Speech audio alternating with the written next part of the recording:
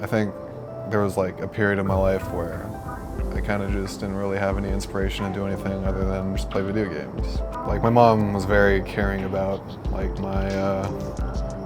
my video game craze. Like even though she was very against like me playing games all night, she'd still like, yeah, she just like loved me too much. Yeah, I love her for that because that got me to where I am today.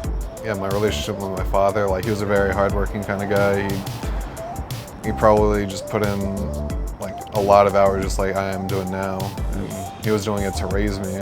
I just wanted to do what made me happy at the time, which was a pretty selfish thing to do. You know, just like slacking off in school, not really doing much besides playing video games, but I definitely had a revelation after I like moved out of my house, come here to California to play video games for a living. I even remember like the moment I like got inspiration to really succeed. It was when I went to Madison Square Garden for the summer finals. I just went there to watch as a spectator. That was the first time I ever traveled alone. I think it was like 8,000 people live, cheering on just some nerds playing video games. That moment was just crazy for me because I realized how much I could accomplish. Back then I was still just a challenge player. Like back then it was a huge motivational boost, but it wasn't even enough yet. Like it took me even more months of just grinding the game. It was just months of it was just self-struggle. I'm lucky to be where I am now.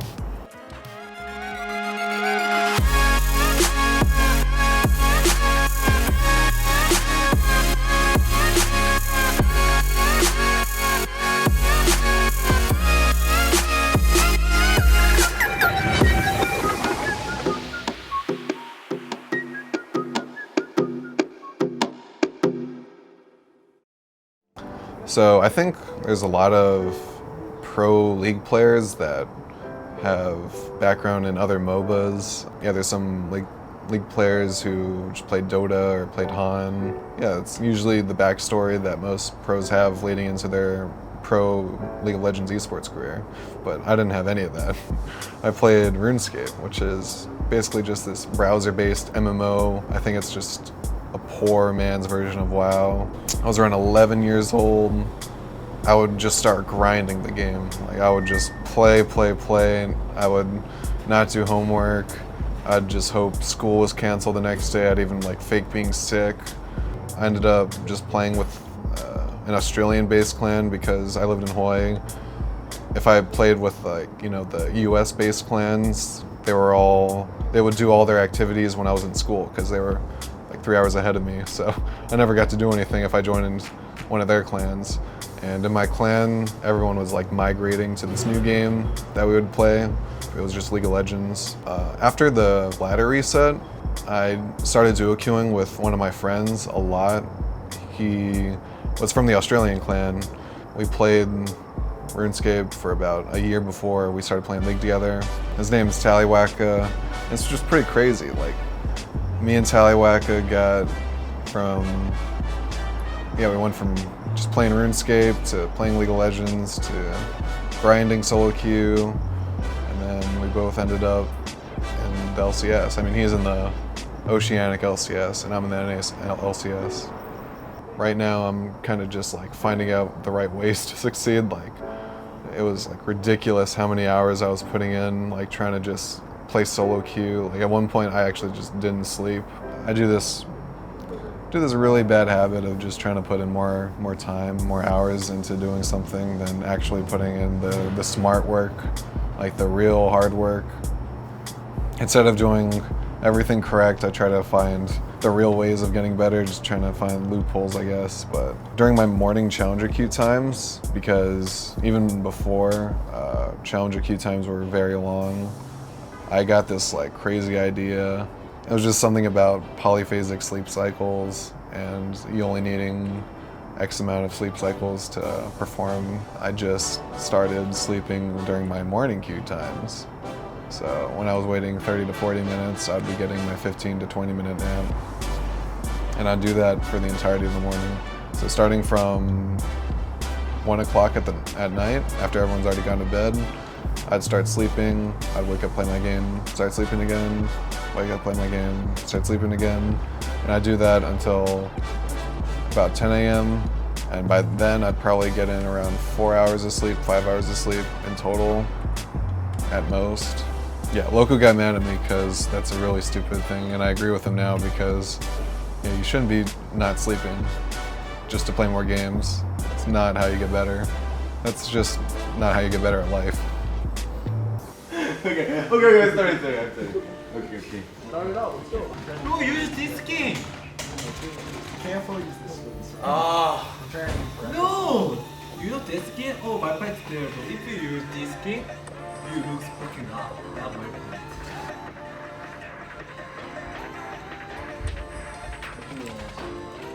What the fuck is this shit? You lost, dude. You fucking lost. Alright, what are you doing? You got a pod. I won. Oh! Oh! Boom! Oh! Boom, baby! I already have that one. That does shit! You got fucking up. As a person, a very emotional kind of person, I tread lightly when other people's emotions are on the line. For example, if I do something in game and that will directly cause someone to get angry, I usually just stray far away from that. Something I should be telling them to do, or maybe it's something I should be telling them to do but I don't know yet because I'm too scared to tell them what to do. That is just bad. So I need to be able to get over that. I think I've done a decent amount of progress for that. I think I'm getting over that.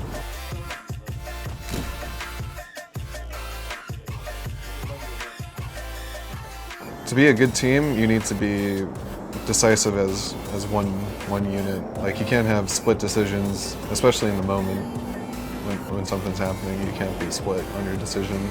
So I think my goal is just to make sure that us as 5 players, it's not like we have to all have the same idea, like we just have to listen to it. So we have to make sure we have one idea of what we want to do, and all 5 of us just jump in on it, and we all do it to our fullest potential. 327 CS for KFO. He's getting extra credit for the Zera portal guys. They count. But that's going to be an Froggen, ooh, that was clutch. He does become immune to knockbacks while using the package. Does get away. Lorlo in the front lines. Dardock around as well. The knockup goes into Phoenix. Can they force down the Syndra? No, she kites back safely. Meanwhile, Lorlo did kill off Keith. So Marksman missing now for Echo Fox. And now KFO is isolated 5 versus 3 with the rest of this one. Echo Fox have to run. Peglet misses another true shot barrage, but still a 2-for-0. Great for Team Liquid. Dragon number 3 for Echo Fox. They will get it, but here comes the re-engage. Goes in for KFO. Not the best target for Lorlo. Matt also injured. I believe he's missing the ultimate, so he goes down right away on Alistair. That is not a tanky cow. And the knockup on the Phoenix. The flash route for KFO. That's a 2-for-0, and they can continue. KFO is tanky. He wants it. A Dardock cocoon landed from hard. Piglet on one side, but he's not going to stop this. A great anchor toss by KFO means that's 3 kills off the 3rd Dragon. And now, what is the pick for Echo Fox? The 5 versus 2. Right now, it's mid lane tier 2, but Baron is up, as is an inhibitor turret. It's all a snowball effect off the attempted Dragon from Team Liquid, where they burned too many ultimates and got caught out. So it's taking a Dragon, it's the 3rd. And now they're going for the mid lane turret. Okay, they are going to go for this extra turret right here. Another true shot barrage comes across, and look at that, it's too much damage. Hard's on the wrong side. He had to flash to get away. A miscommunication. Echo Fox butting up more than they could chew, tried to take a turret. They've pinged onto Baron, but they've taken so much damage, they have to walk away and heal up in time to not lose out. Piglet nearly killing him off. Lorlo actually might do so onto KFO. He's got the shields, he puts the portal down. Whoa! Piglet picked off in the backside. Keith and Froggen make that happen. Finding the trade back into KFO, but I'll take AD carry for top laner any time of the week. 30 seconds now on the Elise. That might be enough time to knock the inhibitor down itself. Lorlo in the front lines. Piglet is pretty low on mana, but if they actually get caught in the teamfight here, Echo Fox could lose the game. They should probably back away. In the front, will it go on him? The flash combo comes in, and Dardock, he gets Froggen, and Froggen's gone. They catch back into Phoenix. Oh no, they got Piglet, and now Dardock is low, and Keith is still alive. He's doing so much damage. It's a double kill. It's another one picked up. That's everybody from Team Liquid just dropping. Oh my God, Keith is a superhero. There's turret turret number 1. The respawn timer is down to 10 seconds. They're getting turret number 2. Now the Nexus, and yes, they're going to do it in just under an hour. Echo Fox, 3 wins in a row. They've taken down Liquid. After the Echo Fox game, the guys and both the coaching staff were super frustrated. Losing like that is just never pleasing for anyone. We've had good practice structure, we've had successful results with it, but getting choked out in a slow, painful way, when we have all the proactive tools, when we have all the engage that we need, we have lane priority bot, but we just didn't make any plays, it's just a super frustrating way to lose. I mean, this week of practice hasn't necessarily been anything productive because, like, my attitude was pretty bad. I was, like, sick during most of the week. And, I mean, we just had, like, a lot of just clashes in attitudes, I guess, during practice. But, yeah, on stage, I was just kind of, like, not as focused as I should have been. I wasn't taking it very seriously. But, yeah, I mean, just if we play, like, at 50%, I'm sure we'll beat them. But we were playing at like 20%. So Dardoch really wants to win, and I know that sounds very cliche and that sounds like what anyone would say, but Dardoch, especially when the stakes are higher, especially when it's a tournament game, especially when it's an LCS game, every time the stakes have been higher, ever since from Challenger up till now, he really wants to win. And when he doesn't win and he gets choked out in a manner like that, I know he's extremely frustrated and he just needs time to cool off. When he's at this level of play and he's at the professional level, the highest level of LCS, then when we need to get things done and when we need to learn from our mistakes through a review, he needs to be able to step up through that. If Phoenix needs help mid pushing out, or he needs help because Elise is pressuring him, or he needs wards around mid, but I never hear anything from bottom saying, okay, all I hear is that he has no flash. I don't hear that. They only say he has no, like the summoners, and then the status of the lane, whether it's pushing into them or pushing back into us. I never like getting out of control like that. Like I don't like letting my emotions kind of like consume me like that. Saying I'm pulling lane. Hey, just fucking listen. Don't fucking all that shit. I'm not here to finger point and be like, okay, we lost this game because Dardoch didn't do this. We lost this game because this person did this. That's not what this review's about. This review's about what went wrong, how we're gonna fix it next time. Everyone feels emotions regardless of age or regardless of maturity. It's just that you learn to deal with your emotions somewhat differently. So I'll still be, like in 5 years, 10 years, I'll still be just as upset over something that is gonna make me upset. It's just that I won't necessarily like have an outburst like I did on Loco. So what we want to fix for tomorrow is we need someone in game with leadership that's like strong, like a voice. Someone that's going to be like, guys, we need dragon, we need mid priority now, we need blue, we need vision. Force them to face check. Like, who wants to do that? Who wants to be the one responsible? I mean, I want to try to do it. Okay, cool. Awesome, awesome. Matt, I would love that. I want this moment, I want this game to be the only time we ever have this problem again. Like, if the loss to Fox today means that we learn about how to control objectives in mid priority, this will be the best fucking loss we ever had. Because we'll never make the mistake again. But if we make the mistake again and we don't learn from it, then it's just a waste. So like, I want everyone to be committed to like, this is the fucking time we actually had to learn the hard way. That's it. We Knew exactly what we had to do to win that game. We had all the tools to win that game, but we just didn't pull the trigger. So now we use this game as a learning experience to make sure that we already learned the hard way through this game, through losing this game. And it'll all go to waste if we just throw that away. We make sure we don't make the same mistake for next time and we learn from it. Definitely having a call that's wrong is way superior than having no one willing to shot call at all, because like if a call is wrong, you can just improve on it and you learn from your mistake. Like, okay, I shouldn't have called this in this situation, I should call this instead, and then you'll learn from it. But having no call, like there's nothing to learn because no one's trying to, like no one's making a mistake in the first place, so you can't learn from it. No one's just taking initiative at all. I think against Immortals tomorrow, it may be a tough game, but I still think we have a good strategy going forth and we can take the game off them. Can you quit flexing at me? I'm not flexing at you. You trying to threaten me or something, boy? No, yeah, because people start feeling me up, like it's actually. It's Joker and Zig. It's Joker and Zig that do that so much. Do what? That feel them up. Not me. I'd never do it. Are you getting embarrassed? It's just a titty, dude. Just give me one squeeze. No. Make sure they're real. G fingers not cracked. No, they're crackable. We're in K-Town trying to get some KBBQ. Not sure where we're going. Was it in there?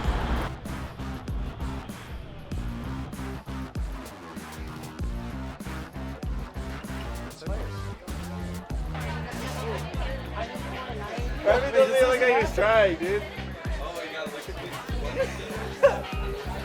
Hey, are you guys even trying? Hey, are you guys okay? Hey, Rocky Balboa. I don't know what to do.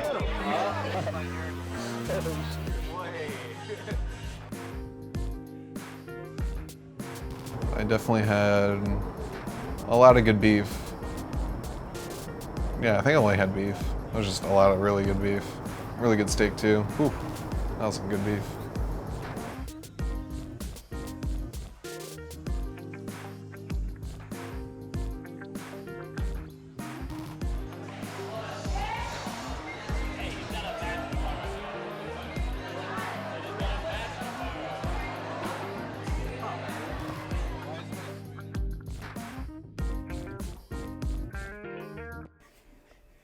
No.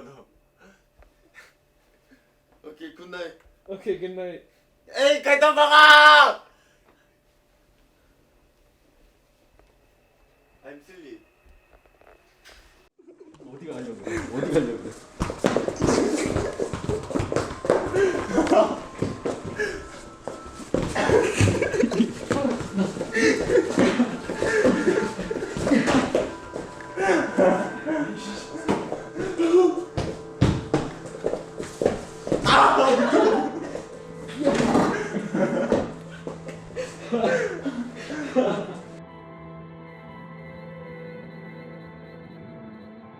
Be aggressive and show what we have, okay? Don't play scared on stage. That's the worst thing. Like, just saying, oh, we knew what we had to do, but we didn't do it because we were scared. Don't be nervous. Make the call and play it correct. So don't worry about the mistakes. Worry about making the play first and being smart about it, and the mistakes will go down. Okay? Do you guys want to do boom shakalaka? Instage. Okay. All right, let's do Team Liquid. Okay, let's go up. Boom, baby. Okay, Team Liquid, okay? 3, 2, 1. Team Liquid! TF Cannon, so is Quinn. Hootie is running across the map, but now Burns a teleport to show up, and look at that Dardock forced to flash away from Pobelter. Now stuck in a 1v4, a whole bunch of damage comes through, but guess what? There's a Cillian, and he's gonna revive. The bombs come through, Rainover takes a stun, Matt still in the front lines. A lot of damage to Adrian, whose fate's called out. Wild Turtle's gotta be careful though, he's on the wrong side. Pushes Adrian right back into Monsoons to buy a bit more time, and these kills are gonna be so close, and it's 2 for Immortals, make that 3 for Immortals. A double kill, Hootie almost gets a third, but they have slaughtered TL. Yeah, and I don't think they want Piglet to get this recall off. They don't have too much, but I think this is turning into a 4th kill. Great collapse by Immortals, and here's the dive. There's the dive, there's the kills, there's the rent. They made sure it happened. Team effort to get Hootie this far ahead, but look at that, into the turret they go. Phoenix has to, oh, he will revive himself. Matt buys a bit of time with the stun. Immortals still under the turret, and somehow they managed to drop aggro well. Lorlo dangerously low, but Poets are also getting attacked. Knocked into the air, exhausted. I think he might have dodged a bomb with that as well, but another tornado lands. 1 kill already through onto Lorlo. Matt might be next. Rainover stuck under the turret, taking damage. More barrels coming through, plenty of punishment, and whoa, Rainover does go down. As you say, a triple stun is a really big deal coming out of Phoenix, and that means the fight is a 1-for-1, way better than many would have expected for Liquid. Another turret kill without any threat of combat for that damage. Matt knocked into the air, stunned for 1,000,000 years it seems, and Hootie dodging the bombs. Matt will go down, an unstoppable Hootie, and a nice combo comes in from Rainover, means Lorlo will go down as well. A double kill for the Quinn. Adrian knocked in, the vault continues, and a triple kill comes through. Make that a quadra kill for Hootie. No voice crack this time, and a pentakill for Hootie. After all, on the Quinn. Beautiful game. That's going to be the Nexus. That's going to be the game. 12-0. At the beginning of the split, I thought I would be, a very high level, and I still think I can achieve that. I still think my goals are still the same and they're still achievable. I want to be a very high level support. I want to be acknowledged as being one of the better supports. and I just want to get wins for my team. We had a lot of confidence leading up because like we were more or less in like the honeymoon phase of being a team, whereas like they had issues before me and Matt joined, and then when we came in, we were so much better than our people before us that it was just like an insta fix, where it's like a band-aid, but it was like a pretty cool band-aid with like stickers on it and shit, and everyone was like, holy moly, like we're such a good team. But then we realized like me and Matt have problems too, and like the other players that were on the team before me and Matt joined, they still have their issues as well. So it's just like, if we break down these like mental barriers we have to improving and like practicing efficiently and working as a team, I think we'll definitely be well set, but that's a lot easier said than done, I suppose.